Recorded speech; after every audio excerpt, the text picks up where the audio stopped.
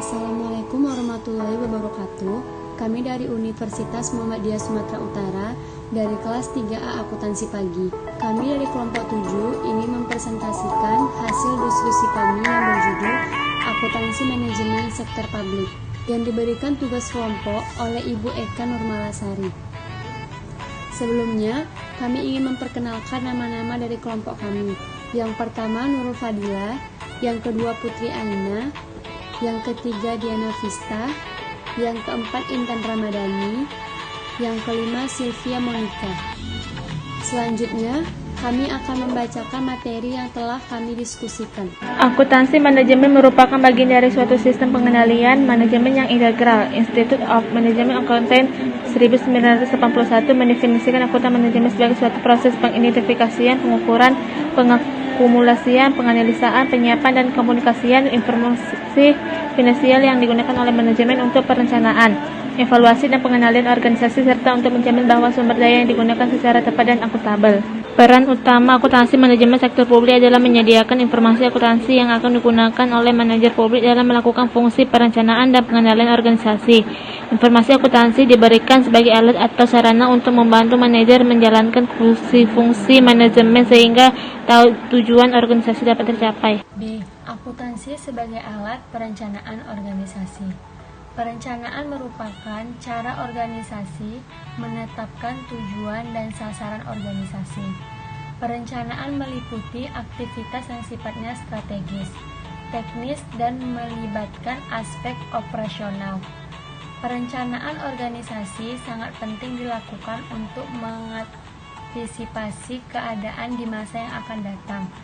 Bagi tiap-tiap jenis organisasi, sistem perencanaan berbeda-beda tergantung pada tingkat ketidakpastian dan kestabilan lingkungan yang mempengaruhi. C. Akuntansi sebagai alat tujuan organisasi. Untuk menjamin bahwa strategi untuk mencapai tujuan organisasi dijalankan secara ekonomis, efisien, dan efektif, maka diperlukan suatu sistem pengendalian yang efektif. Dalam memahami akuntansi sebagai alat pengendalian, perlu dibedakan penggunaan informasi akuntansi sebagai alat pengendalian keuangan atau financial control dengan akuntansi sebagai alat pengendalian organisasi. Pengendalian keuangan terkait dengan peraturan atau sistem aliran uang dalam organisasi, khususnya memastikan bahwa organisasi memiliki likuiditas dan solvabilitas yang cukup baik. D. Proses perencanaan dan pengendalian manajerial organisasi sektor publik. Perencanaan dan pengendalian pada dasarnya merupakan dua sisi dari mata uang yang sama, sehingga keduanya harus dipertimbangkan secara bersama-sama.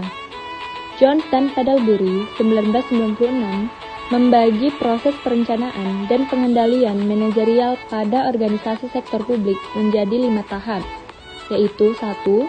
Perencanaan tujuan dan sasaran dasar. 2. Perencanaan operasional. 3. Pengangguran. 4. Pengendalian dan pengukuran. Dan kelima, pelaporan, analisis, dan umpan balik. Peran akuntansi manajemen sektor publik dalam organisasi. Akuntansi manajemen sektor publik merupakan salah satu cabang dalam akuntansi.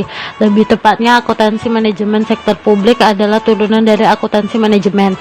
Secara definisi, akuntansi manajemen adalah suatu proses mengidentifikasi, pengukuran, menganalisa, pengakumulasian, pengkomunikasian informasi keuangan yang digunakan oleh manajemen perencanaan untuk mengambil keputusan. Akuntansi manajemen sektor publik sebenarnya tidak berada dengan akuntansi manajemen sektor swasta, hanya terdapat perbedaan dari karakteristik saja dalam lingkungan sektor publik, sehingga untuk menerapkan diperlukan beberapa penyesuaian. Manajemen sektor publik akan memberikan informasi akuntansi yang dapat dipakai oleh manajemen sektor publik untuk mengidentifikasi perencanaan. Adapun peran akuntansi manajemen sektor publik dalam organisasi ada 6, yaitu 1. Perencanaan strategis. Pada tahap perencanaan strategis, manajer membuat perencanaan dan alternatif program untuk mendukung strategi organisasi agar berjalan dengan efektif. Akuntansi manajemen memberikan peran dalam menyediakan data dan informasi seperti cost of activity dan cost program. Perencanaan dimulai dari perencanaan strategis sampai pengendalian berupa tax control. 2. Memberikan informasi biaya. Peran kedua dari akuntansi manajemen sektor publik adalah memberikan informasi biaya. Adapun biaya yang dimaksud adalah biaya input, biaya proses, dan biaya output. Informasi biaya tersebut wajib diberikan karena berhubungan dengan transparansi dana, sehingga manajemen dapat mengevaluasi biaya apakah berlebih dan kurang. Oleh karena itu, sebaiknya informasi yang diberikan rinci dan detail. 3. Penilaian investasi. Jika dibandingkan dengan sektor swasta, sektor publik memiliki karakteristik yang lebih rumit, baik di dalam hal kegiatan, peraturan, pengambilan kebijakan, manajemen, dan termasuk diantaranya juga mengenai penilaian investasi. Untuk melakukan penilaian, teknik yang digunakan dalam sektor publik dan swasta juga berbeda. Hal ini karena tujuan organisasinya juga berbeda. Pada sektor swasta, tujuannya adalah untuk mendapatkan keuntungan yang sebesar-besarnya. Sementara, sektor publik bertujuan untuk memberikan pelayanan yang terbaik. Maka dari itu, Anda dapat menggunakan analisis efektivitas biaya atau cost effectiveness analysis. 4. Penganggaran atau budgeting. 3 fungsi anggaran yaitu stabilitas, distribusi, dan alokasi sumber daya publik.